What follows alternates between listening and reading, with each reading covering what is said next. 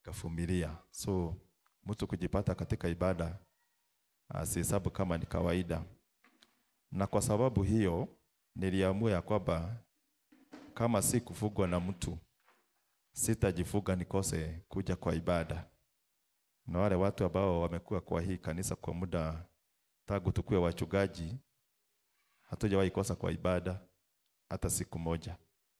Kwa muda wa miaka 8 ambayo inaisha, hatujawahi kosa kwa ibada, kwa sababu nilihesabu ya kwamba kama ni mtu alikuwa ananifuga, sina sababu yote ya kujifuga nikose kuja kwa ibada. Hayo ni maamuzi ambayo nilifanya ndani ya moyo wangu. Kama mimi si mgonjwa na sitarajii kugojeka, na wakati mwingine nakujaga nikiwa bado niko na shida, lakini watu wengine hawajuangi, na familia tu ninakuja kwa ibada kwa sababu ninampenda huyu Mungu sana, kwa sababu aliniokoa. Ile njia nilikuwa nimechukua nikiwa kijana, kama si Mungu aliingilia, sijui ningekuwa wapi. So wakati niliokoka na nikakaa miaka kama 5, pia wakati nilikuwa sijaajiriwa, sikuwa nimekosa ibada siku hata moja kwa muda wa miaka 5. Kutoka siku ya kwanza nilipookoka mpaka mwaka wa 5 sikuwa nimekosa kwa ibada. Wakati huo nilikuwa kijana. So kile kilifanya nikose kwa ibada ni wakati niliandikwa Nakumatt. So ninaelewa wakati mtu amekosa kwa ibada ni kitu gani huwa anakosa hapa na pale. Na kwa hivyo nawashukuru kwa sababu ya kuja kwa ibada ya siku ya leo, na Mungu awabariki sana. Najua wengine mngekuwa kwa runinga mkiendelea kutazama mataga ya ndugu yetu ambaye amekuwa kiongozi wetu kwa muda mrefu. Wengi tulisaliwa tukamkuta, lakini kila safari iliyo na mwanzo iko na mwisho. Bwana Yesu asifiwe. Na kwa hivyo najua kuna watu wengi hata saa hii, especially kule Saidi Luo Nyasa, hawakupata nafasi ya kuja kwa ibada, lakini Mungu ni mwema kwa sababu hata huko walienda kuna ibada ilikuwa inaendelea. So kuna mambo yanaweza tukia katika maisha ya mtu na ajipate ya kwamba mahali anaendaga amesoea imebadilika. Bwana Yesu asifiwe. Haleluya. Wakati tulikuwa tunaongozwa na dada yetu, alituongoza kusema ya kwamba ni vibaya mtu kuamini ama kuweka tumaini lake ndani ya binadamu, maana maisha ya binadamu ni kama tu maua. Bwana Yesu asifiwe. Hata mimi tuko na nyinyi hapa, lakini Mungu akinijalia kupata miaka 100, sidhani kama nitapitiza 120. So kuna wakati tutapoteanwa. Bwana Yesu asifiwe. Maana zote ni binadamu. Ni vizuri kujitayarisha kwa sababu ya mambo kama yale. Jina la Bwana litukuzwe. Na ni vizuri watu kuweka ndani ya mioyo yao ya kwamba hata mtu fulani anaweza tuacha na iwe ni kama tu kawaida. Jina la Bwana litukuzwe. So Mungu ndiye alitupatia uhai, na wakati tuko hai inatufundisha pia ni vizuri kufanya mambo ambayo yatafanya watu wakukumbuke. Bwana Yesu asifiwe. Kama sio mambo ambayo the former prime minister amefanya, watu hangekuwa wanamiminika namna hiyo katika mataga yake. Mimi sijawahi ona, maana kuna watu tumeona, mmoja amekufa tukiona. Kibaki ambaye tulijua alifanya kazi mzuri, alipumzika kama tulikuwa tu hapa, lakini ule upendo watu wako nao na Raila. Na nilijua watu wanapenda Raila hata wale ambao walikuwa wanajifanya hawampendi. Bwana Yesu asifiwe. Maana najua saa hii kila mtu anawaza bila Raila hii Kenya itakuwa namna gani. Hata kama alikuwa anaitisa maandamano. Wale tunajua historia ya Kenya. Mambo mengi ambayo unajivunia saa hii yalipiganiwa na huyo mzee. Huyo mzee alifungwa sijui miaka 6, 8 kwa sababu ya kupigania haki za kibinadamu. Jina la Bwana litukuzwe. Lakini watu walikuwa wanamchukia tu bure. Lakini mimi nilichagua Raila. Wakati mlikuwa mnachagua na mimi nilichagua Raila. lakini saa hii sijaamua ni nani. Bwana Yesu asifiwe. Na kwangu kwa nyumba ukawa na shida, kula sikihesabiwa, sababu kuna watu walikuwa pande nyingine.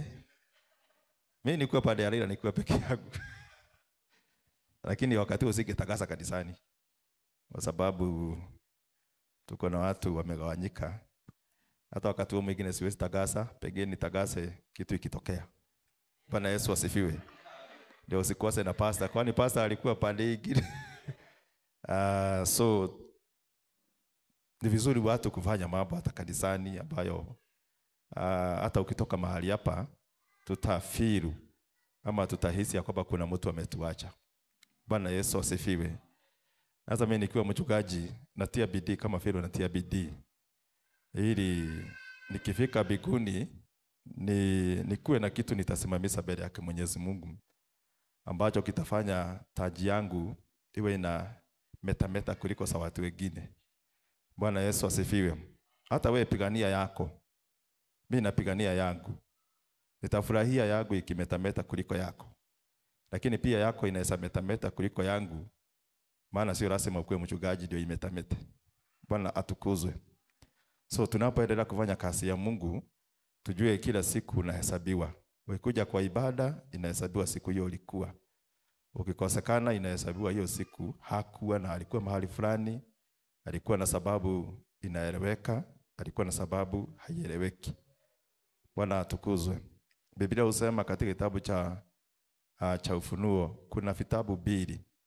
Kitabu kimoja kimeandikwa majina ya wale ambao wataingia Jerusalem mpya. Bwana Yesu asifiwe. Wale ambao majina yao yameandikwa katika kitabu cha uhai. Hiyo ni kitabu moja. Lakini kuna kitabu kingine ya pili ambayo ni ya kumbukumbu. Bwana atukuzwe. Kitabu ya kumbukumbu nayo imeandikwa majina na kulingana na matendo ya mtu. Bwana Yesu asifiwe. So vitabu ni mbili, uwe unajua hivyo. Kitabu moja ni cha majina ya wale ambao wataingia mji wa mbinguni. Kuna kitabu kingine kinaandikwa kila hatua tangu ulipozaliwa. Kimeandikwa hata siku yako ya kuzaliwa, na kimeandikwa mambo yote ambayo unaenda kufanya. Ukifanya kitu, malaika ako tayari. Hata saa hii kuna malaika ako on duty. Bwana Yesu asifiwe. Ni vizuri ujue mambo mengine ya kwamba siku ya leo kuna malaika. Kama wewe ni msomi wa Biblia, ukisoma kitabu cha Ufunuo, Biblia husema ya kwamba naye malaika wa kanisa la Philadelphia, naye malaika wa kanisa la Laodikia. Bwana Yesu asifiwe. Wameandikwa malaika wa kanisa fulani, malaika wa kanisa fulani. So kuna malaika wa kanisa la Precious, kuna malaika wa kanisa la Gekumari, kuna malaika wa kanisa la Ebeneza. Ako on duty saa hii. Bwana Yesu asifiwe. Na si leo peke yake, hata anakuaga na wewe mpaka wakati umelala. Anaamka na wewe, mnatembea bila wewe kumuona, na anafanya mambo yake. Jina la Bwana litukuzwe. So ndio maana Biblia inasema ya kwamba ni vizuri tuwe macho kila wakati. Tuwe alert kila wakati, kwa sababu macho ya Mungu huwa hayasimiki. Mungu huwa hasimiki. Macho yake Biblia husema ya kwamba huwa halali. Mwadhani ya roho so tuendelee kufanya kazi ya Mungu, naye Mungu atatubariki. Sitaki kuwaweka sana kwa sababu nataka kuendelea tu na ule ujumbe nilikuwa nao. Leo tuko phase ya 3. Nilianza kuongea kuhusu imani. Mara ya kwanza niliongea kuhusu kulinda imani yako. Sunday but one nikaongea kuhusu kufanyisa imani yako kazi. Lakini siku ya leo nataka kuongea kuhusu how to make your faith grow, ama jinsi ya kufanya imani yako ikue. Maana ni vizuri tunapoongea kuhusu imani tuongee pia na njia hiyo, na ili mtu ajue ya kwamba ninaweza toka from this level to another level. Biblia huongea kuhusu moving from one glory to another, from one faith to another faith. Jina la Bwana litukuzwe. Na kwa hivyo kuna kukua kwa kiroho na pia kukua kwa imani. Bwana Yesu asifiwe. Mtu anaweza kuwa kiroho sana lakini akose kukua katika imani. Mwathani arogoso. Ni vizuri kuwa proportional hata wakati unapokuwa katika mambo ya kiroho. Jina la Bwana litukuzwe. Kuna mtu anaweza kuwa kiroho, na maanisha kwamba mtu anaweza kuwa pia anaweza kuwa kwa mfano ni muombaji sana. Yeye ni muombezi. Hautamkosa kwa kanisa. Bwana Yesu asifiwe. So katika area hiyo amefaulu. Lakini anaweza kuwa anafanya jambo hilo lote lakini awe hana imani. Bwana Yesu asifiwe. Leto dagere rogoso. So pia mtu anaweza kuwa mambo mengine anafanya ya kiroho lakini katika imani akose kuwa anakuwa. Na ni vizuri hata wakati mtoto anapokuwa anakuwa proportionally, kama ni mikono inakuwa vizuri, kama ni akili zake zinaandamana na umri wake, hiyo ndio kukua proportionally. Hata katika kiroho kuna kukua proportionally na kuna kukua unproportionally. Bwana Yesu asifiwe. Haleluya. Na inakuwa ni hatari sana kuwa na watu ambao hawakui kiroho, wanadidimia pande moja. Ni vizuri kuwa na kanisa ambalo linakuwa katika nyanja zote. Kama ni matoleo, kanisa linakuwa, yani unakuwa katika pande zote. Bwana Yesu asifiwe. So unapoangalia safari yako, ni vizuri uangalie kwanza ujue, hata kama siongei mambo mengi, ni area gani hii ambayo unataka kutia bidii. Maana kukua kiroho kuna dimension nyingi kama vile nimetaja. Ni vizuri kujiuliza ni upande gani nafaa kutia bidii, ni upande gani nafaa kuongezea bidii. Bwana Yesu asifiwe. Haleluya. Kwa sababu kama vile tumepokea watoto hapa na Mungu ametubariki, lakini unapotazama hata hawa watoto umeona wako na umri tofauti tofauti. Kuna wale wako na miezi, kuna mmoja nimeona wako na miaka kama 4, kuna mwingine wako na kama miaka 3. Wote hawako level moja. Na tunapoendelea hawa ambao wako na miezi 3, Mungu akikujalia ukue hapa miaka 10, utaona tofauti. Bwana Yesu asifiwe. So imani is a living organism. Ni kama kitu kilicho hai. Bwana Yesu asifiwe. Ni kitu kilicho hai. Imani ni kitu kilicho hai. Is a living organism. Ni kitu kilicho hai. Na kitu ambacho kiko hai kina uwezekano ama kina uwezo wa kukua from one stage to another. Bwana Yesu asifiwe. Haleluya. Jina la Bwana litukuzwe. Na ninafikiri kuna siku moja nilisimama hapa, lakini leo nimesema pengine nitagusia nikiendelea, kwa sababu by the end of this day nikitaka uelewe ni mambo gani yanaweza kusaidia kukua kiroho. Jina la Bwana litukuzwe. Hiyo wakati mwingine nilisimama hapa, sijui kama ni last year ama last year but one, niliongea kuhusu vile mtu anaweza kuwa na imani. Wakati tulipoamini, Mungu alikupatia a deposit ya imani. Deposit ya imani aliweka ndani ya moyo wako. Wakati ulipoamini, Mungu aliweka ndani yako mbegu ya imani. Jina la Bwana litukuzwe. Na hakuna mtu Mungu alinyima hiyo mbegu ya imani. Na tukumbuke ya kwamba kabla hatujaokoka, tulikuwa tu watu wa mataifa, watu ambao hawakujua Mungu, watu ambao walikuwa wamepotea, watu ambao hawakuwa wanajijua. Lakini kwa neema yake Mwenyezi Mungu, Mungu akatuleta karibu na yeye kwa njia ya neema. Ni kwa neema tuliokoka. So hiyo neema ikatuleta kwa Mungu na kwa Kristo, naye Kristo akachukua hatua, akatuokoa na akabadilisha hata majina ambayo tulikuwa nayo, na akatufanya kiumbe kipya kila mmoja wetu. Bwana Yesu asifiwe. Na vile neno nasema kiumbe kipya, huyo ni mtu ambaye amesaliwa. Biblia huongea kuhusu to be born again kwa kimombo. Kuwa born again ama kusaliwa upya ni kama tu yule mtoto amesaliwa.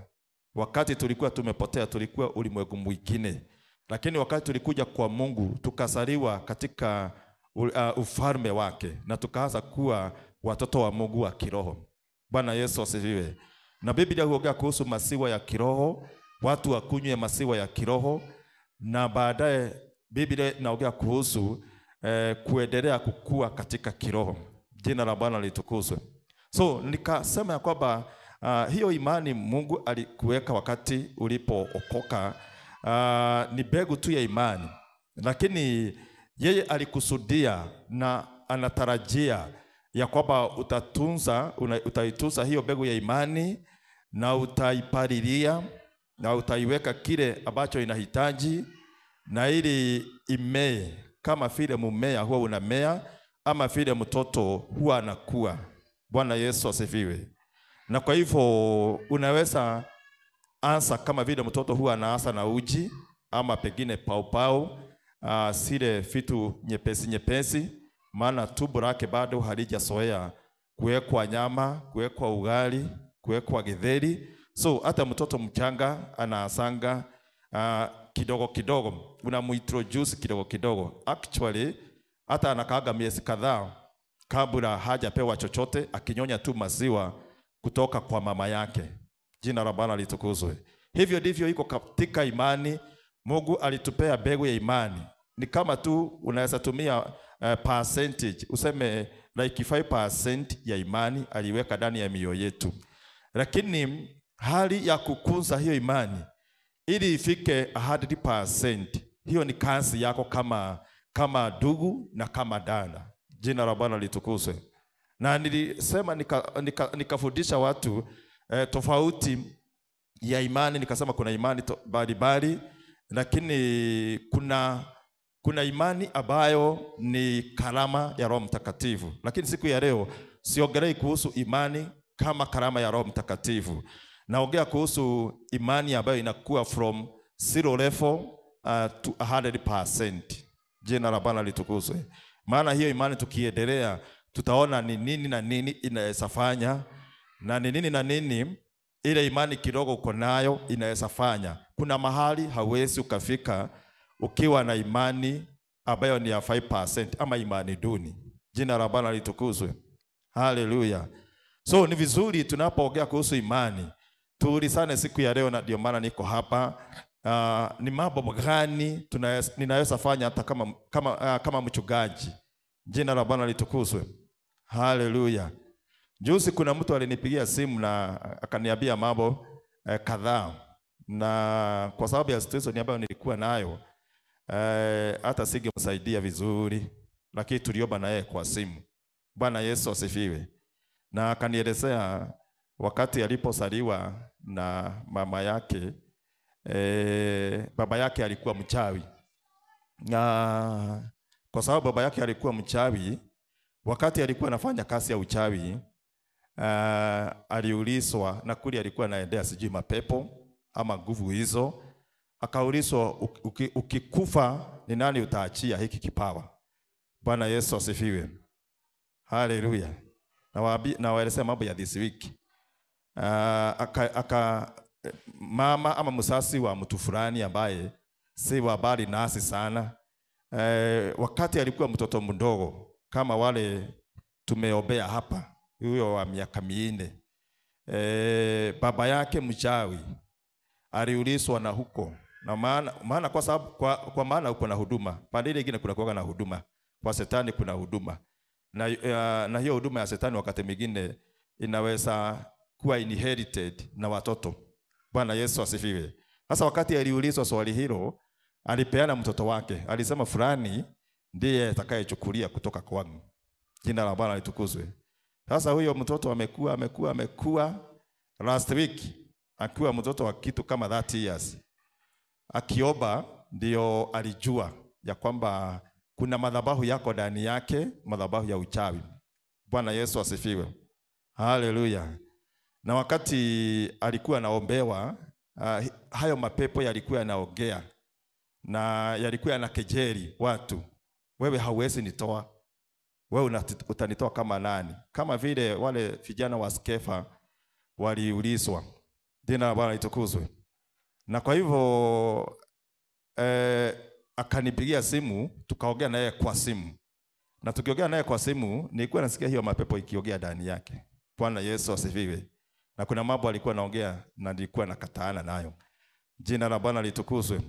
Na nimetumia huo mfano kusema namna gani hata mapepo wanajua ni nani ambaye hana uwezo wa kuwafukuza. Jina la Bwana litukuzwe. Na kile shetani anapima nacho ama mapepo wanapima nacho, wanajua hata kiwango cha imani yako. Jina la Bwana litukuzwe. Wanajua hauna uwezo ama wanajua uko na uwezo. Jina la Bwana litukuzwe. So tunasanga na mbegu ya imani, lakini hiyo mbegu iko na uwezo wa kukua, ikue kubwa kiwango ya kwamba tutasoma Biblia ili tuone ni mambo gani ambayo Mungu anatarajia tuwe na uwezo wa kuyafanya. Jina la Bwana litukuzwe. Haleluya. Na tunapoingia katika kitabu cha Luka 17 mstari wake wa 6. Luke chapter number 17. Sijui kama liko nasari huko na maiki tusomee. Tutafurahia kwa sababu nimeacha miwani yangu pale. Na tena sio vizuri nisije nikingangana mkiwa hapa. Bwana Yesu asifiwe. Amen. So tutasoma katika kitabu cha Luka 17 mstari wa 6. Na akiendelea kutafuta, nataka kuwarejesha mahali tulisoma last time, hata kama hatutasoma. Biblia ilituambia ya kwamba mtu ambaye alikuwa anaitwa Elijah alikuwa mtu kama wewe na kama mimi. Jina la Bwana litukuzwe. Sisi tunakumbuka hiyo mistari tulisoma katika kitabu cha Yakobo 5. Tulisoma hayo maandiko na hapo ndipo tulisikia ya kwamba Elijah alikuwa mtu kama wewe na kama mimi. So tofauti ya Elijah na mimi ni imani yake ilikuwa kubwa kuliko ile niko nayo saa hii. Lakini hayo maneno yote yalitufundisha kwamba unaweza kuwa mpaka ufike kiwango ambacho Elijah alikuwa. Jina la Bwana litukuzwe. So kuna vile Elijah aliomba na tunajua mvua isinyeshe miaka 3.5 na haikunyesha. Na pia wakati ilimaliza miaka 3.5 akaomba sasa mvua ikanyesha. Na nikawaelezea mtu aliye na uwezo wa kufanya jambo hilo sio mtu wa imani duni.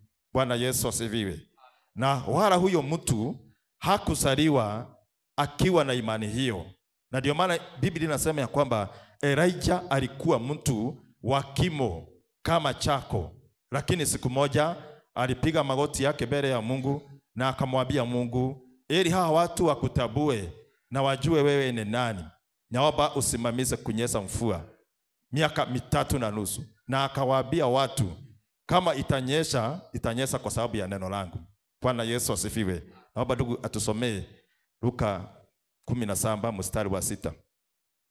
Ni kitabu cha Luka mtakatifu 17 mstari wa 6. Biblia inasema hivi: naye Bwana akanjibu, kwa imani yenu ingekuwa ndogo hata kama chembe ndogo ya haradali, mungeweza kuambia mti huu wa mkuyu, ng'oka ukajipandikishe baharini, nao ungewatii.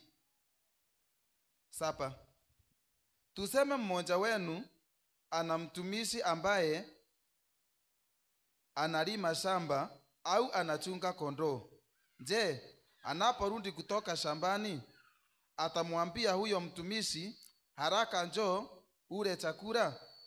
La, atamwambia, nitayarishie chakula, ujifunge tayari kunitumikia mpaka nitakapomaliza kula na kunywa, ndipo nawe ule na kunywa.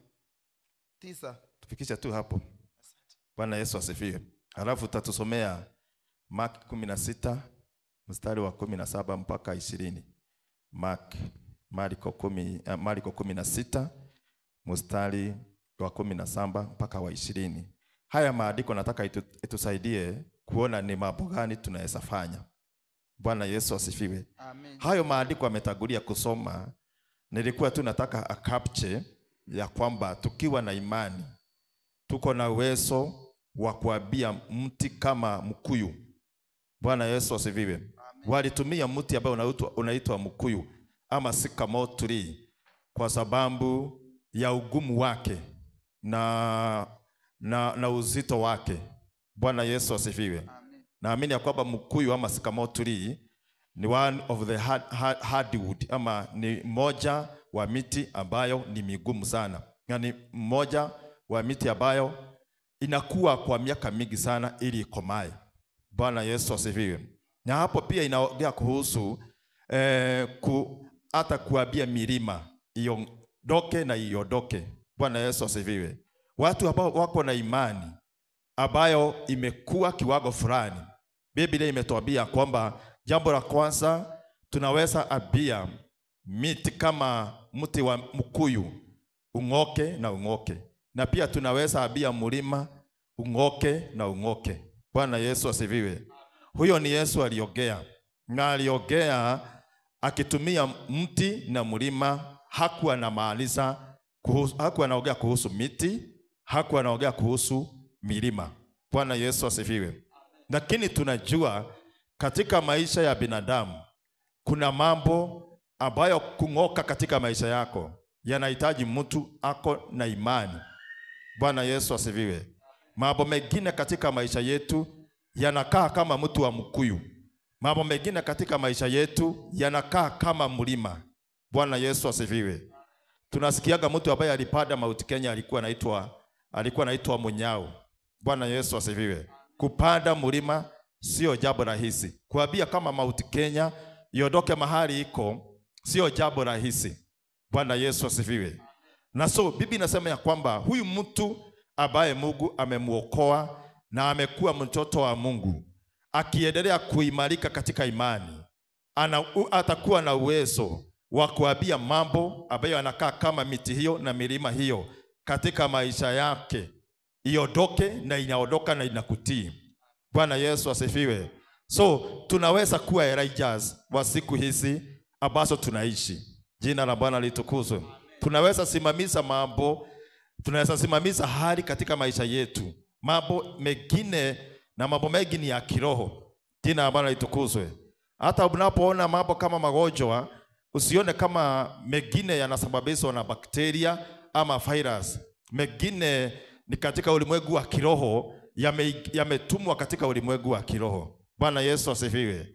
Na ndio uweze kusimamisha na kukemea, maana Mungu ametupatia uwezo wa kukemea, ili uweze kukemea, ili uweze kuagusha, ili uweze kufuga. Mara nyingi unasikiaga tukiongea kuhusu kufuga, tunafugua, kwa sababu neno katika kitabu cha Mathayo linatuambia kwamba kile tutakachofuga hapa duniani mbinguni kitafugwa. Kile ambacho tutafugua hapa duniani mbinguni kitafuguliwa. Bwana Yesu asifiwe. Haya tu sio maneno ambayo yanafaa kutoka ndani ya pastor ama ndani yako. Yanafaa yatoke na nguvu, kwa sababu ya backup ya imani ambayo inafaa kuwa ndani yako. Bwana Yesu asifiwe. Tusomewe maandiko haya mengine, Marko 16 mstari wa 17 mpaka wa 20, tusikie nayo hapo maandiko yanasema namna gani. Biblia inasema katika Marko 16:17 kuendelea mpaka 20. Na ishara hizi zitaandamana na wale wanaoamini. Wacha nirudie. Na ishara hizi zitaandamana na wale walioamini. Kwa jina langu watatoa pepo na watasema kwa lugha mpya. Bwana Yesu. Endelea. Okay. 18. Wakishika nyoka au wakinywa kitu chochote chenye sumu, hakitawadhuru. Watawawekea wagonjwa mikono, nao watapona. Basi Bwana Yesu alipokwisha sema nao, akachukuliwa mbinguni, akaketi upande wa kulia wa Mungu. Wanafunzi wakaenda kuihubiri kila mahali. Bwana akafanya kazi pamoja nao na kuimarisha ujumbe huo kwa ishara zilizoandamana nao. Bwana Yesu asifiwe. Amen. Nataka nifupishe niseme ya kwamba hayo maandiko ambayo ndugu yetu amesoma yanaongea kuhusu mambo matatu ambayo tunafaa kuwa tunayafanya. Jambo la kwanza ni kuwekelea wagonjwa mikono na wanapokea uponyaji. Bwana Yesu asifiwe. Hapo haijasema ni pastor, hapo haijasema ni mzee wa kanisa, hapo haijaongea kuhusu fulani, inaongea kuhusu watu wote ambao wameokolewa, watu wote ambao walifanyika watoto wa Mungu, wakiwa na imani, wakipalilia imani yao ifike kiwango fulani. Hawa watu watakuwa na uwezo, watawezeshwa na Roho Mtakatifu kwa sababu ya imani yao kukua, kuwekelea watu mikono na watu wanapokea uponyaji. Jina la Bwana litukuzwe. Na Biblia husema wasiwasi ya kwamba haijalishi ni ugonjwa wa aina gani. Bwana Yesu asifiwe. Wakati ambao tunaishi, magonjwa ni mengi. Kuna kansa, kuna kisukari, kuna magonjwa ya aina hiyo yote. Lakini Biblia inaposema ya kwamba tukiwa na imani tutaweza, inamaanisha kwamba tutaweza ponya watu. Bwana Yesu asifiwe. Haleluya. Ni Mungu ataponya akiwa ndani yako. Mungu anapea mtu uweza. Mungu anapea mtu mamlaka ambayo ni yake. Bwana Yesu asifiwe. Kwa sababu ya imani anakupatia uwezo wa kuombea watu. Unaenda kwa hospitali, kiwekelea watu mikono wagonjwa, kesho mtu anapewa ruhusa anaenda nyumbani. Bwana Yesu asifiwe. Madaktari wanabaki wakishangaa, huyu alikuwa cancer stage 4, imeenda wapi? Jina la Bwana litukuzwe. Kuna mtu alikuja mlimani tukiwa kuleta ushuhuda, maana alisema, na nisema hapa siku nyingine, aliwacha mtoto wake akiwa stage 4 kwa hospitali. Cancer ilikuwa stage 4. Akasema hata nikiendelea kukaa hapa sioni kile ninasaidia. Akasema nitaenda mlimani, nienda nikamuita Mungu na ataponya huyo mtoto. Bwana Yesu asifiwe. Sijui alikaa huko siku gapi, lakini alienda akasema simu yake na hakuwa anajulikana aliendaga wapi. Lakini alirudi kupeleka ushuhuda pale na akasema ya kwamba nilikuja hapa na nikamuita Mungu. Wakati nilikuwa nashuka mlimani, nikaenda kutafuta mtoto ambaye nilikuwa nimewacha akiwa amelazwa akiwa stage 4. Bwana Yesu asifiwe. Nilishangaa kukuta ya kwamba hata alienda nyumbani. Nikaulizia, nikaambia kwamba hata madaktari walichanganyikiwa, maana walikaa wakaangalia, wakaona ile ugonjwa walikuwa wameona haiko tena. Jina la Bwana litukuzwe. Haleluya. So nilikuwa nasema ya kwamba tukiwa na imani, haijalishi ni ugonjwa wa aina gani. Bwana Yesu asifiwe. Unajua shetani amekuja kututisha na magonjwa yanatusubua, lakini kanisa liko wapi? Tuko wapi? Watu ambao tuliahidiwa, watu ambao tulitumwa tukaponya wagonjwa wako wapi? Bwana Yesu asifiwe. Jambo lingine Biblia imeongea hapo, inasema ya kwamba tutakuwa tunafukuza mapepo. Jina la Bwana litukuzwe. Haleluya.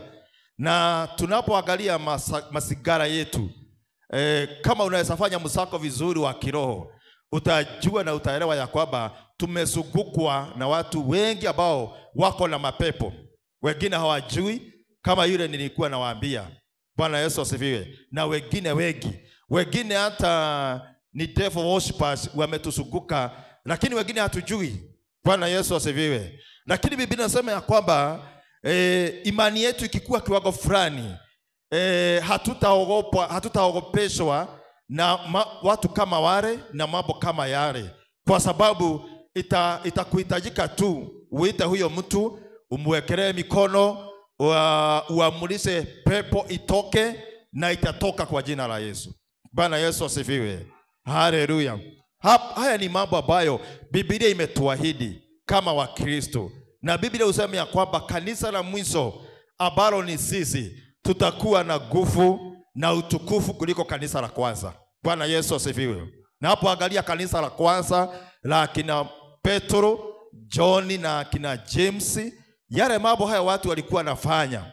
Bwana Yesu asifiwe. Mtu anakuja kama Anania na Safira mbele ya kina Petro, na anakuja anaulizwa na Petro, hii ni mali yote ambayo mliuza ile shamba? Bwana Yesu asifiwe.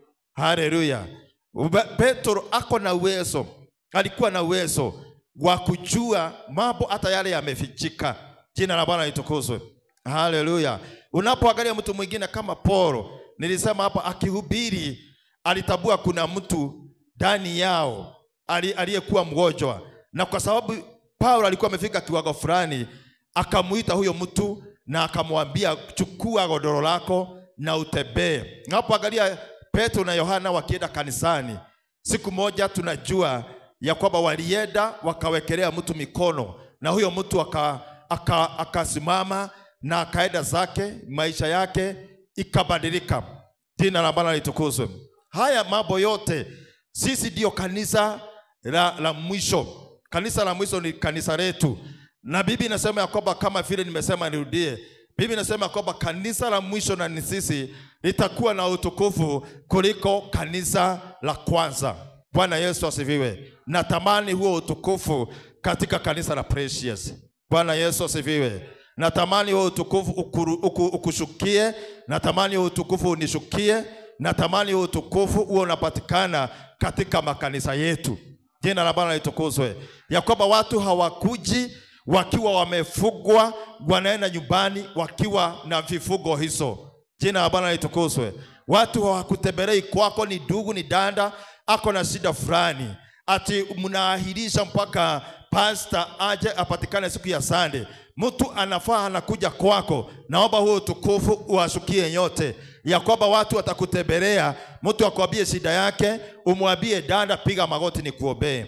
Bwana Yesu asifiwe. Huyo dada, huyo ndugu akitoka kwako, anasikia kwamba nimefunguka, siko vile nilikuwa nikienda kwa dada fulani ama ndugu fulani. Jina la Bwana litukuzwe. Hiyo ndiyo imani tunafaa kuwa nayo. Paulo aliambia kanisa la Wakorintho ya kwamba inahitajika the full measure of faith, ili mtu aweze kuambia mlima utoke na utoke. Unaposoma, hatutasoma kwa sababu ya wakati, kitabu cha 1 Corinthians chapter 13 verse 2, Biblia inasema ya kwamba Paul recognized that it took all total faith, or total grown faith to move mountains. Bwana Yesu asifiwe. Haleluya. Ati Paul aligundua itagharimu imani yote. Imani yote ni the full measure of faith. Imani ikiwa imekamilika, ikiwa 100%, ndio itakayohitajika kwa mtu ambaye ataambia mlima utoke na umtii. Bwana Yesu asifiwe. Haleluya. So kwa sababu ya wakati, ningetaka kuongea kuhusu mambo tu matatu ambayo yanatuwezesha ama yatakusaidia kukua katika imani. Na simaanishi ya kwamba ni haya tu. Haya ni yale tu nimeweza kuchukua kwa sababu ya somo letu ya siku ya leo. Lakini kuna mambo mengi ambayo tunaweza fanya, lakini hii ni moja ya hayo mambo mengi ambayo unaweza fanya. Jambo la kwanza, ndio imani yako iweze kugrow. Ita grow by recognizing God's power in all your achievements. Point number 1 is by recognizing God's power in all your achievements. Bwana Yesu asifiwe. Na nashukuru Bwana kwa sababu ya maushuhuda ambayo yametolewa hapa, ambayo yamenijenga, na najua ya kwamba yamekujenga. Bwana Yesu asifiwe. Na ndugu yetu akalitaliate akasema ya kwamba ushuhuda, muujiza unakuaga ni wako, lakini muujiza ni ututolee sisi. Bwana Yesu asifiwe. Na kuna wakati nilisimama hapa nikasema ya kwamba kuna watu wako na mazoea ya kuficha miujiza. Bwana Yesu asifiwe. Haleluya. Wako na mazoea, nitarudia, anafanyiwa jambo na Mungu lakini ananyamazia, ati kwa sababu watu wengine watasema ya kwamba unajionyesha. Bwana Yesu asifiwe. Haleluya. Usikubali kuuziwa uoga na watu, wanadamu. Mungu akikutendea muujiza, Mungu akikuponya, kuja asubuhi na mapema, uandike karatasi, useme niko na ushuhuda, na usimame hapa majestically uambie watu kile Mungu amekutendea. Bwana Yesu asifiwe. Haleluya. Kwa sababu it is by recognizing, ni kwa sababu ya kutambua mkono wa Mungu katika maisha yako, ndio utakuwa kiroho, na ndio utatusaidia hata sisi kuimarika na kukua kiroho. Bwana Yesu asifiwe. Hallelujah. So hata sisi kama kanisa ndio tuweze kukua ili tuende into another level. Jambo la kwanza lazima tukubali, lazima turecognize, tutambue mkono wa Mungu katika maisha yetu. Bwana Yesu asifiwe. Lazima niwe ninarudia hata kama nitakurudia mara kama 20, najifanya ni kama sikumbuki tulikuwa na wewe. Nikutolee ushuhuda leo, nikutolee kesho huo ushuhuda, ili nikwambie ya kwamba vile unaniona siku ya leo, kama ungekuwa pamoja na mimi miaka kama 25 ambayo imeisha, ungekuta pastor mwingine. Bwana Yesu asifiwe. Ungekutana na mtu mwingine. Na juzi tulituma picha zetu kwa mtandao sa 20 years ago. Bwana Yesu asifiwe. Na watu wakakomenti wakasema hapa ndio tunaona ni mkono tu wa Mungu. Bwana Yesu asifiwe. Hallelujah. Na wengine wakasema yenyewe Mungu amewatoa habari. Jina la Bwana litukuzwe. Kwa sababu gani tuliamua kufichua mambo kama yale? Tulifanya intentionally ili watu wanapokuona na wanapoliganisha na maisha yako ya zamani waseme ya kwamba ndio huyu mtu kuna kazi Mungu amemfanyia. Bwana Yesu asifiwe. Hallelujah. Hata mimi wakati ninapoliganisha, napoangalia safari yangu ya wokovu, hata ya maisha ya kawaida, napoangalia hata masomo yangu, na hata napoangalia hata kule nimefanya kazi, na hata promotion zile nilipewa ambazo zilikuwa zingine sipewa watu wako na degree ya kwanza na pengine wengine ya pili. Maana nilikuwa na mazoea hata ya kuuliza watu ambao wanafanya kazi kwa bank, nyinyi mnalipagwa pesa gapi? Bwana Yesu asifiwe. Tulikuwa tunashare na wengine wao, maana tulikuwa tunajuana. Wengine wako na masters kwa masomo, na wakati nilikuwa naliganisha mshahara yangu na yangu ilikuwa juu yao. Nikilipwa 90,000 wakati fulani, niliambiwa na mmoja tunalipagwa 40. Bwana Yesu asifiwe. Hallelujah. Napoangalia si masomo, napoangalia si kujuana na watu Nakumatt, napoangalia hata sikuwa nimekaa kwa muda mrefu Nakumatt ndio nipewe promotion sana namna hiyo. Ninapoangalia hivyo nikatambua ya kwamba nikarecognize ya kwamba kuna Mungu katika maisha yangu. Bwana Yesu asifiwe. Hallelujah. Na ukinaporecognize hivyo, unapotambua, unapochunguza, maana lazima uchunguze yale ambayo yanatukia katika maisha yako, ni Mungu ama ni kwa uwezo wako. Bwana Yesu asifiwe. Jina la Bwana litukuzwe. Kuna mtu alinipatia ripoti akidhani nitahusunika ama nitaogopa kwa sababu ni jambo lilikuwa linanihusu, lakini kamwambia kwamba ndugu, usijali, kwa sababu mambo yote yanatendeka kwa wema kwa wale ambao wanamtumainia Mwenyezi Mungu. Bwana Yesu asifiwe. So hata wakati ni mambo mabaya yamefanyika, wakati mwingine unakuwa na sababu ya kulinua jina la Bwana, kwa sababu macho yako ya kiroho yanakusaidia kuona beyond mahali macho ya kimwili hayawezi yakaona. Bwana Yesu asifiwe. Unakuwa na ujasiri wa kusema hata katika uovu huu kuna Mungu, kuna mkono wa Mungu ninaona. Bwana Yesu asifiwe. Hallelujah. So tutakuwa kiroho by recognizing mkono wa Mungu katika maisha yetu. Unapoamka unasema ni siku nyingine nimeamka, lakini kuna mtu hajaamka. Bwana Yesu asifiwe. Hallelujah. Hata unapolipa school fees, usione ni kazi ambayo unafanya, usione ni pesa uko nazo. Unafaa jambo lolote ambalo linaendelea katika maisha yako, jizoeze kuona mkono wa Mungu katika jambo hilo. Bwana Yesu asifiwe. Iwe ni kuamka, iwe ni kukula, iwe ni watoto, iwe ni kuwa nani, jizoeze kuona mkono wa Mungu, jizoeze kuona neema ya Mungu katika jambo lolote. Bwana Yesu asifiwe. Hallelujah. Tupigie Bwana makofi kama tuna understand. Jina la Bwana litukuzwe. Neno ambalo huwa tunasoma mara nyingi katika kitabu cha 1 Samuel 7 chapter number 12. Ni neno ambalo tunajua, lakini unaweza andika for the purpose ya kuelewa ujumbe huu wa siku ya leo. Unaposoma 1 Samuel chapter number 7 verse number 12, hapo ndipo kuna origin ya neno Ebenezer. Bwana Yesu asifiwe. Hapo ndipo neno Ebenezer liliandikwa mara ya kwanza, na liliandikwa na mtumishi wa Mungu. Bwana Yesu asifiwe. Na aliandika kwa sababu ya kutambua ya kwamba mahali tumefika, kama sio Mungu amekuwa upande wetu, hatungekuwa tumefika. Bwana Yesu asifiwe. Na ndio maana akasema ubari huu wewe uwe Ebenezer. Bwana atukuzwe.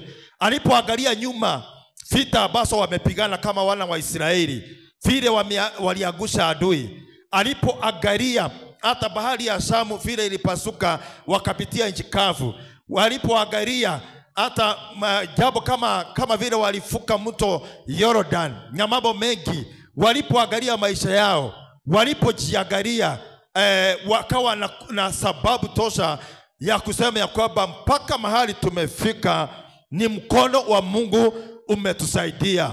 Bwana Yesu asifiwe. Haleluya. Haleluya. Jina la Bwana litukuzwe. Huyo ni mtu ambaye alitabua. Wengine wakikosa kutabua, mimi nitawaambia msifikirie ni vile sisi tuko masujaa, msifikirie ni vile tuko warefu, msifikirie ni vile tuko wanono. Bwana Yesu asifiwe. Kama sio Mungu hatungewezana na maadui zetu. Bwana Yesu asifiwe.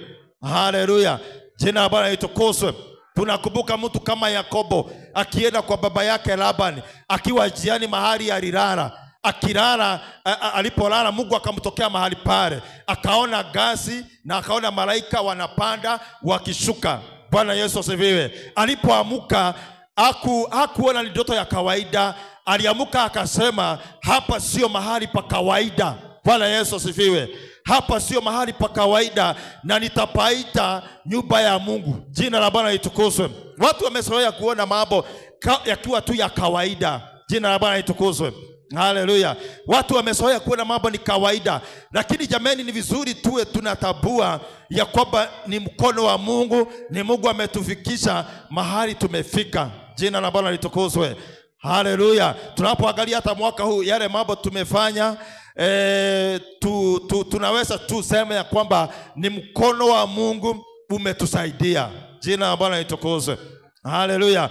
Na ndio maana niliwaambia kwamba hata ile project tuko nayo, hata hii ambayo tunataja siku ya leo, ni mkono wa Mungu utatusaidia. Jina la Bwana litukuzwe. Kile tunahitajika kuwa nacho ni imani peke yake. Leto lake rogoso. So dada na ndugu, jioni ya siku ya leo, kama unatamani kukua kiroho, ni vizuri jambo la kwanza uwe ni mtu wa kutambua mkono wa Mungu katika kila hatua ya maisha yako. Jina la Bwana litukuzwe. Ukijizoeza hivyo, Mungu atakuongezea imani. Leto lake rogoso. Haleluya. Katika kitabu cha Zaburi 127, Zaburi 127, Biblia husema ya kwamba unless the Lord builds the house, it is builders labor in vain. Unless the Lord watches over the city, the guards stand watch in vain. Nitarudia. Biblia inasema katika kitabu cha Psalms ama Zaburi 127 mstari wa kwanza, unless the Lord builds the house, it is builders labor in vain. Unless the Lord watches over the city, the guards stand watch in vain. Bwana Yesu asifiwe. Hapo Biblia inasema ya kwamba nyumba isipojengwa na Mungu, wale ambao wameweka juhudi za kujenga wanafanya kazi bure. Bwana Yesu asifiwe. Mji usipolindwa na Jehova, wale ambao ni watchmen huwa wanafanya kazi bure. Haimaanishi ya kwamba tusiweke watchman Watu wengine huwa wana tafsiri neno la Mungu visivyo. Bwana Yesu asifiwe. Haleluya. Lakini hili neno huwa linafaa likusaidie kuweka imani yako ndani ya Mungu. Bwana Yesu asifiwe. Usalama wako kwanza utokane na Mungu kwanza. Utabue bila Mungu hata huyo soja, bila Mungu hata hizo fedha hauwezi ukajenga nazo. Bwana Yesu asifiwe. Mimi nimekuwa kwa kampuni ambayo watu wengine walikuwa wanalipwa mishahara kubwa kuliko hata sisi. Watu wengine 1,300, lakini walishangaa wakati tulianza kujenga sisi ambao tulikuwa na mshahara ya chini. Bwana Yesu asifiwe. Kwa sababu gani? Mungu asipojenga nyumba, Bwana Yesu asifiwe, wale ambao hufikiria watajenga wanafanya kazi bure. Usipohusisha Mungu katika plani zako, katika makadirio ya maisha yako, unafanya kazi bure. Bwana Yesu asifiwe. Haleluya. Mungu asipo atachunga familia, ndoa yako, Bwana Yesu asifiwe, your surveillance itakuwa ni kazi bure. Jina la Bwana litukuzwe. Haleluya. Unajua kuna watu wamepanda watu mahali spies mahali fulani. Bwana Yesu asifiwe. Na sio vibaya, lakini ni vizuri kutabua Mungu asipolinda maisha yako. Jina la Bwana litukuzwe. Haleluya. Walida wanafanya kazi bure. Jina la Bwana litukuzwe. Kuna mtu alikuja lakini alihama kanisa. Alikuja siku fulani na akaniambia, pastor, ni vizuri hata wakati unapopokea bahasha hapa mbele, wacha mtu awekele wacha mtu awekele kwa kikapu. Hiyo ni mtu anipatia mawaidha. Bwana Yesu asifiwe. Nikamuuliza kwa sababu gani? Hata siku hizi watu waliharibika. Nikamwambia, alikuwa ni dada, nikamwambia nashukuru kwa sababu ya mawaidha yako. Unajua huwezi ukaputi mtu off. Bwana Yesu asifiwe. Huwezi ukaambia mtu umefanya makosa, maana tutafanya namna hiyo. Jina la Bwana litukuzwe. Lakini nilibaki nikijiuliza, unaniambia mtu akikuja na bahasha nisichukue, na wale ambao wakati mwingine sichukui msidhani na fanyanga hivyo kimakusudi. Bwana Yesu asifiwe. Lakini aliniambia kwa sababu watu waliharibika, mtu anaweza kuja na nia mbaya akupatie kitu. Bwana Yesu asifiwe. Lakini nikajiuliza, nitaishi na uoga huo mpaka lini? Jina la Bwana litukuzwe. Haleluya. Jina la Bwana litukuzwe. Nitafanya hivyo mpaka lini? Sitamaliza mpaka kwa hoteli nikienda ninatuma watu mbele kwanza waende mpaka kitchen waangalie nini. Kwa sababu mtu ambaye anapanga kufanyia vibaya anaweza tumia mtu yote. Bwana Yesu asifiwe. Kuna mtu alifanyiwa jama tukiwa Nakumatt.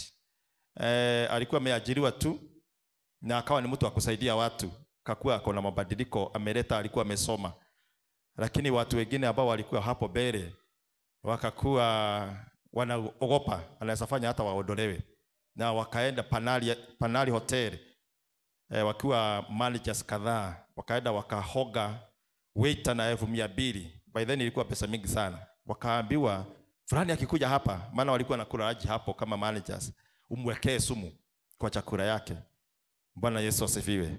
Wakati huyo mtu alienda akakula, shida ikaanza mara moja, akakibiswa Nairobi Hospital na wakadeclare kwamba ni poison.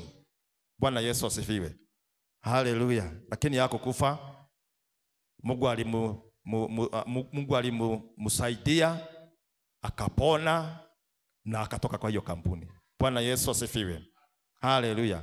Kama sio Mungu alikuwa na huyo ndugu, huyo mtu angekufa. Bwana Yesu asifiwe. So Biblia inatuonyesha kwamba Mungu asipokulinda, mtu asipolinda maisha yako, juhudi zako zote, bidii yako yote ni kazi bure. Bwana Yesu asifiwe. Haleluya.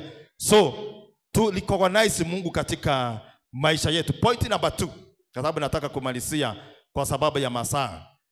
Tutakuwa kiroho tukifanya namna gani? Tutakuwa kwa imani tukifanya. Jambo la pili, through perseverance and dedication. Through perseverance and dedication. Nitaelezea. Bwana Yesu asifiwe. So to achieve optimal results in faith growth. It will require continuous commitment, overcoming obstacles, and not giving up. Bwana Yesu asifiwe. Hiyo point inamaanisha ya kwamba ndio uweze kwenda hatua nyingine katika imani, itakubidi uwe mvumilivu. Jina la Bwana litukuzwe. Itakubidi uwe mvumilivu. Perseverance inatuonyesha ya kwamba kukua katika imani sio an one day event. It is a process. Unatoka from one level to another. It is a process. Na ni vizuri watu kukubali kupitia the full process ili imani yako iendelee ikimarika. Na ndio utoke point A ufike point Z katika imani. There are so many things utapatana nazo hapa katikati. Kuna obstacles, kuna milima na kuna mabonde. Bwana Yesu asifiwe. Sio kukuja hapa uombewe siku moja, jambo muujiza ukose kutendeka, alafu uanze kulalamika Mungu hakujibu maombi yako. Bwana Yesu asifiwe. Haleluya. Sio kutumainia Mungu.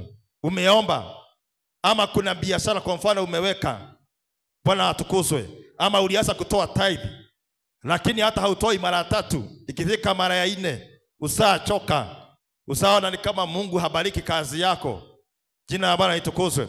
Ili mtu akue katika imani, hata wale wanatoa tithe, anaamini ya kwamba results zinaweza kosa kukuja hivi karibuni.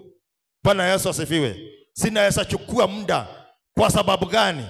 Kwa sababu Mungu anataka kukuuda ili ufike kiwango fulani ya kujua ya kwamba hata Mungu akinibariki sio kwa sababu ya ile tithe nilitoa. Amenibariki kwa sababu ya kuonyesha faithfulness na kuonyesha ya kwamba ninampenda. Bwana Yesu asifiwe.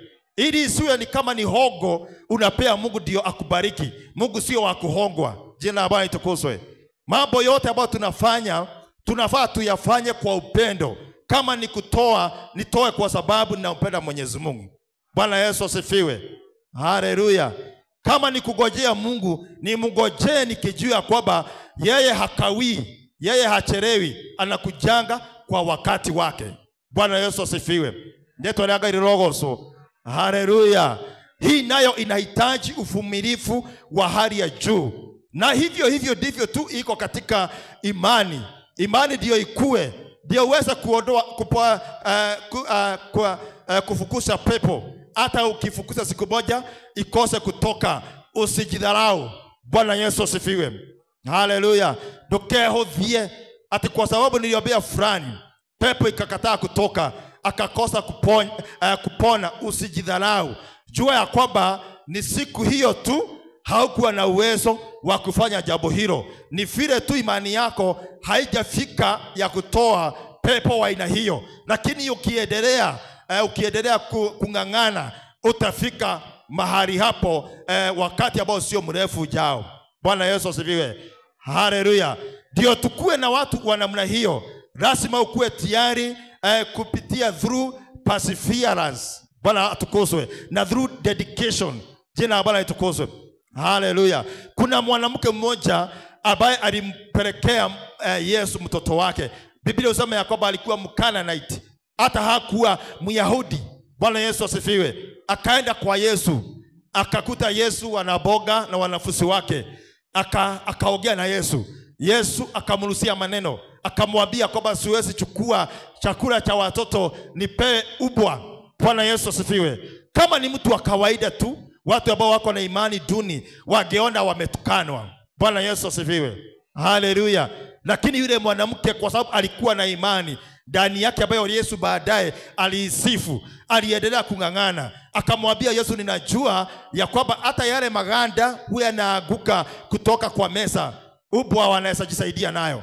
Bwana Yesu asifiwe. So umeongea ukweli, hauwezi ukachukua chakula cha watoto urushie ubwa. Maana yeye alijiona kama, angejiona yeye kama ni ubwa, angeenda akiongea maneno mabaya. Huyu ndiye mnasema ni Yesu, ni Mesaya, na amenitukana. Bwana Yesu asifiwe.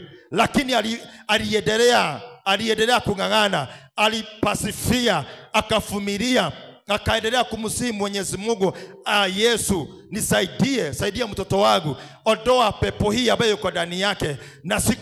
Na siku hiyo kabla haijaisha, Yesu akamgeukia, akaambia mitume wake, Israeli yote sijaona mwanamke ama mtu aliye na imani kama hii iko na huyu mwanamke. Bwana Yesu asifiwe. Haleluya. Perseverance. Imani hukua through perseverance, ni kuvumilia. Bwana Yesu asifiwe. Leto alaga roho. So hata wale ambao wanaona kuna vile tunaenda pole na mambo wengine wako na cathedrals, tuvumilieni tu. Bwana Yesu asifiwe. Haleluya. Imani yetu haijafika kwa cathedrals sijui nini, lakini tuko nyuma, tumekuja bio. Bwana Yesu asifiwe.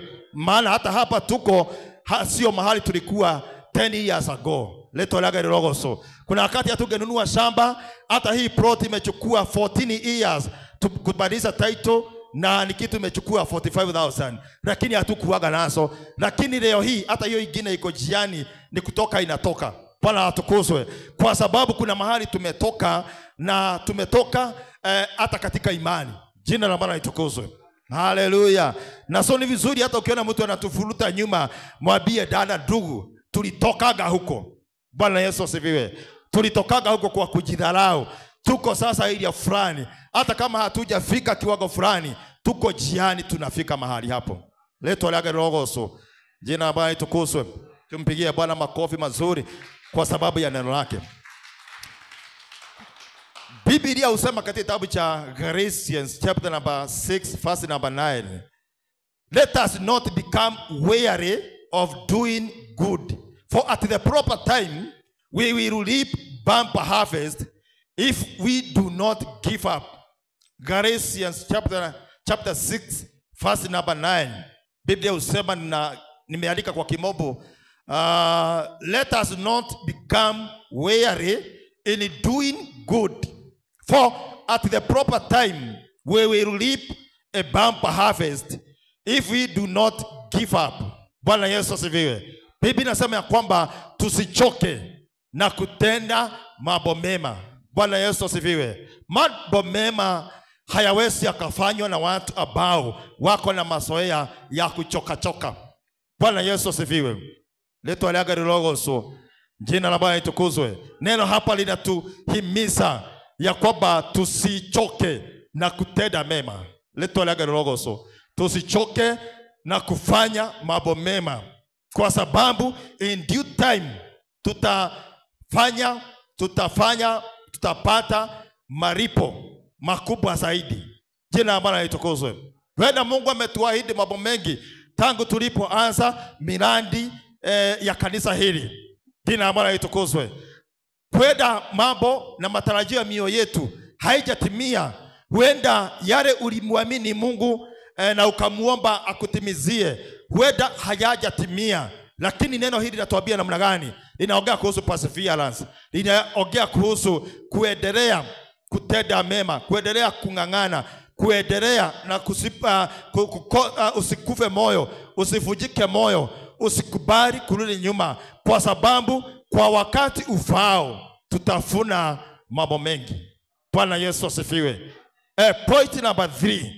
Nataka kwenda kwa haraka ili ambayo itatusaidia kukua katika imani.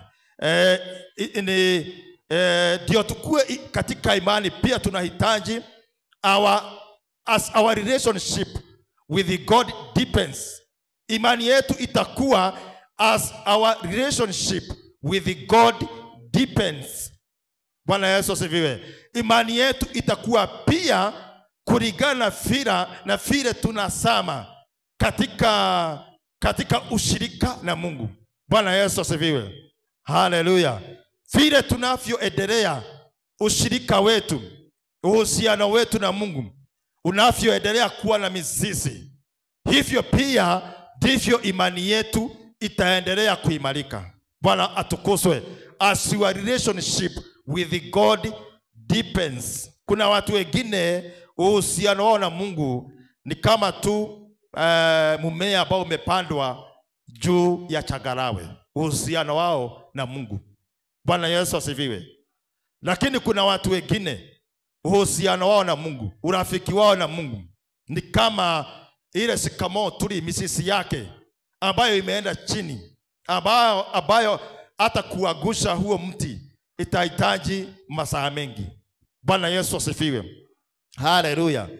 Mtu ambaye ako na uhusiano wa namna hiyo, mtu ambaye uhusiano wake na Mungu umesama kiasi hicho, huyo mtu uwezekano wake wa kukua imani ni zaidi, ni mkubwa zaidi. Bwana Yesu asifiwe. Haleluya. Kwa sababu gani? Kwa sababu vile mtu anavyoendelea kusama katika Mungu, Bwana atukuzwe, hivyo ndivyo huyo mtu anaendelea kuelewa huyu Mungu ni Mungu aina gani. Hivyo ndivyo huyu mtu anaelewa ni mambo gani huyu Mungu anaweza kufanyia ama kutendea. Bwana Yesu asifiwe. Vile unavyoendelea kusama ndani ya Mungu, unaenda ukimuelewa, unaenda ukitabua uweza wake, nguvu zake unazitabua, unaenda ukitabua uwepo wake, unajua mahali ako na mahali hayuko. Bwana Yesu asifiwe. Ni vizuri ujue ya kwamba unaweza ingia mahali ujue hapa hakuna Mungu. Kuna mahali tulienda kitu miaka 10 imeisha, kama tulikuwa tumeitwa Harambee. Tulipoingia kwa hiyo kanisa, tukasikia hapa hakuna Roho Mtakatifu. Tukasikia hapa kuna madhabahu mengine ambayo haieleweki iko katika mahali hapa. Bwana Yesu asifiwe. Tulielewa hivyo, tulihisi hivyo namna gani? Kwa sababu tumesama ndani ya huyu Mungu kiwango ya kwamba ukifika mahali fulani utaelewa kama kuna Mungu, utaelewa ni mapepo gani wanatawala mahali hapo, na utaelewa ni nguvu za aina gani zinatamalaki mahali fulani. Bwana Yesu asifiwe. Hayo mambo yataelewa tu na mtu ambaye amesama ndani ya Mungu. Jina la Bwana litukuzwe. Unapoingia mahali unapewa space, mapepo yanakuondokea kwa sababu umeingia na Mungu. Jina la Bwana litukuzwe. Haleluya. So ni vizuri pia tujue vile tunaendelea kusama ndani ya Mungu, ndivyo imani yako inaendelea ikikua. Vile unavyoendelea kumuondokea Mungu, ndivyo imani yako inaendelea kuwa nyonge. Bwana atukuzwe.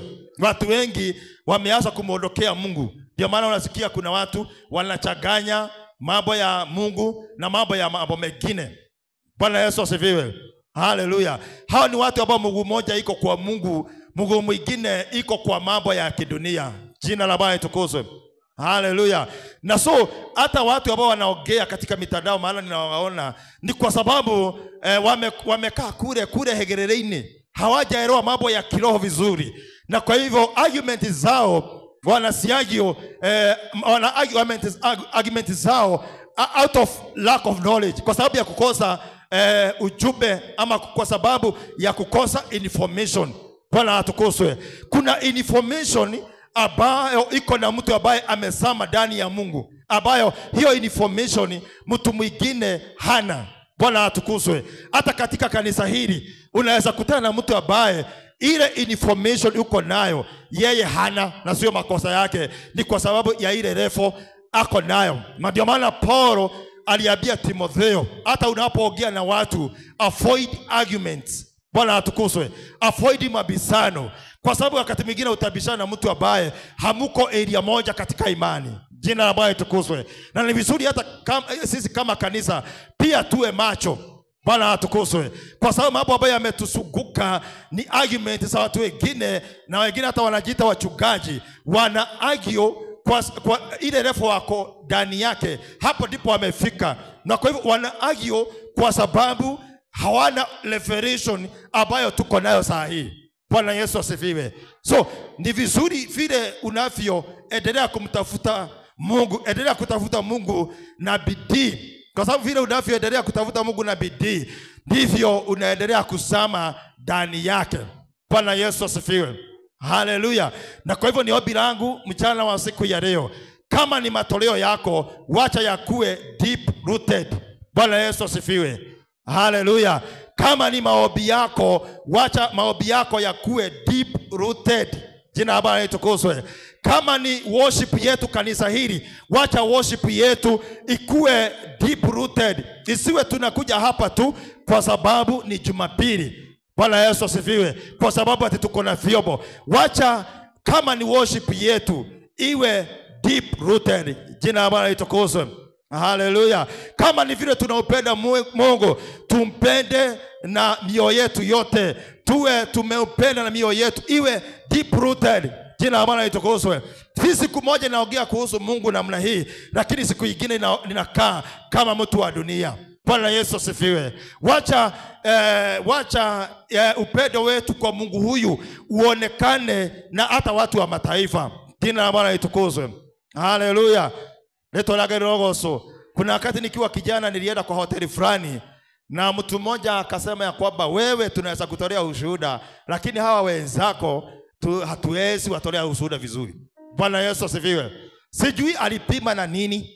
Jina la Bwana litukuzwe. Lakini kuna vile aliangalia na akaona tangu huyu kijana alipobadilika, huyu mtu hata mambo ambayo anafanya, yale mambo alikuwa anafanya aliwacha kabisa. Tuko na uhakika aliwacha. Bwana Yesu asifiwe. Anampenda Mungu kwa moyo wake wote. Leto lake roho so vile tunavyoendelea kusama ndani ya Mungu, tunaendelea kukua katika imani. Jina la Bwana litukuzwe. Haleluya. Leto lake roho so. Wewe endelea kuja kanisa saa 4:30. Hatukatai. Lakini kuna mambo hautafanya katika ulimwengu huu. Bwana Yesu asifiwe. Leto lake roho so. Maana mambo mengine utafanya kwa sababu you are deep rooted, uko na nguvu. Jina la Bwana litukuzwe. Haleluya. Wewe endelea tu kuna kama ibada ni kawaida tu, unakuja kama kawaida. Kwa sababu kwa available, wewe kuja tu. Tutaendelea tu kukuambia tu, si ukujage mapema. Tunasaga maombi saa 3 hapa kamili. Tumeinvest. Hata kuna watu tunalipia fare kutoka Bari wakuje huku. Na kuna watu wanakuja mpaka Saturday huku. Na wengine hata wanalala huku wakiomba ili ibada ikuwe vile iko. Kuna watu wanalipa gharama. Bwana Yesu asifiwe. Lakini afuta kufanya hiyo mambo yote, wewe unakuja saa 4:30 karibu saa 5. Hatutakuuliza, lakini kuna mambo na kuambia nikiwa katika madhabahu haya. Kuna hatua, kuna maeneo hautafika. Bwana Yesu asifiwe. Maana Mungu ameonyesha dhahiri ndio ufike kiwango fulani, na wewe unafaa uwe umefanya mambo fulani. Jina la Bwana litukuzwe. Haleluya. Siwezi kuwa ninakuja hapa ati naombea watu mapepo inapotea. Kuna wakati niliwaelezea vile tumehusika katika kukoboa watu wengine. Roho Mtakatifu ametupa neema na akatuita hata kwa watu ambao si wa kanisa hili. Na hata the following Sunday nilipigiwa simu na my sister kutoka Limuru usiku. Akaniambia kwamba huyo kijana wetu ameingia kwa Illuminati. Alipiga kitu saa 5, karibu saa 5 usiku. Nikamwambia unamaanisha nini? Ati alikuwa kwa simu akienda hivyo, akakutana na mtu akamwambia, akamweleza jina lake, akapeana jina lake. Wakiendelea kusugumusa yule kijana akawachana na yeye. Akamwambia hapana, atuende mpaka hapo. Yule alikuwa ni msichana, walikuwa naongea naye kwa mtandao kwa Facebook. Huyo msichana akamwambia tumekuigiza kwa Illuminati saa hii. Sasa my sister alikuwa ananipigia akitetemeka ati mtoto wake ameigizwa kwa Illuminati. Akaniambia si umuombe saa hii. Nikamwambia mambo mengine si ya simu. Kuna mambo mengine tunasaongea kwa simu, for the phone. Lakini kuna mambo mengine inabidi huyo mtu akuje tumwekelee mikono. Bwana atukuzwe. Nikamwambia siwezi omba ombi hilo unataka niombe kwa simu. Na nasema hivyo kwa sababu nakusaidia. Wewe lipa gharama ukuje mpaka huku. Huyo kijana alikuwa aende shule the following day. Hiyo ndio sababu alikuwa ananiambia nipige simu, tuombe kwa simu. Nikamwambia maisha ya huyo kijana ni muhimu kuliko hiyo masomo. Akaniambia acha niongee na headmaster. Basi sasa akakubali kukuja hapa. Tukakuja hapa nikamwombea. Bwana Yesu asifiwe. Na my sister anasoma kanisa la kiroho la Ambassadors of Christ. Sasa nikajiuliza kwa nini hakuenda kwa mchungaji wake? Bwana Yesu asifiwe. Sikutaka kumuuliza hiyo maswali, lakini aliona brother yake ako na uwezo wa kutoa hii pepo. Na mimi nikamshukuru Mungu. Unajua Mungu anaweza ngaino agoteithie nginya kuri andu amuciaranirwo nao. Jina la Bwana litukuzwe. Wakose kuona mtu wa kawaida. Hallelujah. So nilikuwa nasema ya kwamba alikuja tukamwombea na mambo ikakuwa sawa. Na hao wengine hata tuliombea mambo yao bado iko sawa. Jina la Bwana litukuzwe. So siwezi kuwa mimi ni mtu wa kukula ugali from Monday to Sunday, from day 1 paka 31st. Na nifikiria kwamba kuna pepo nitafukuza mahali hapa. Nitawadanganya tu. Bwana Yesu asifiwe. Hallelujah. Yesu aliambia wanafunzi wake wakati walishindwa kufukuza pepo. Yesu aliwaambia pepo zingine hasitokagi vile mnafikiria. Bwana atukuzwe. Pepo zingine sinataka mtu afuge, awaache chakula kidogo, aende mlimani, alafu akuje apambane na hizo pepo. Bwana Yesu asifiwe. Hallelujah. Sio ni Yesu anaongea. Kwa hivyo anamaanisha kwamba kuna kutia bidii. Kwa mambo mengine itabidi utie bidii ili ufike hiyo level unataka kufika. Bwana Yesu asifiwe. So tusimame kwa miguu yetu. Bwana praise kujeni hapa ili tuombe na Mungu atatubariki.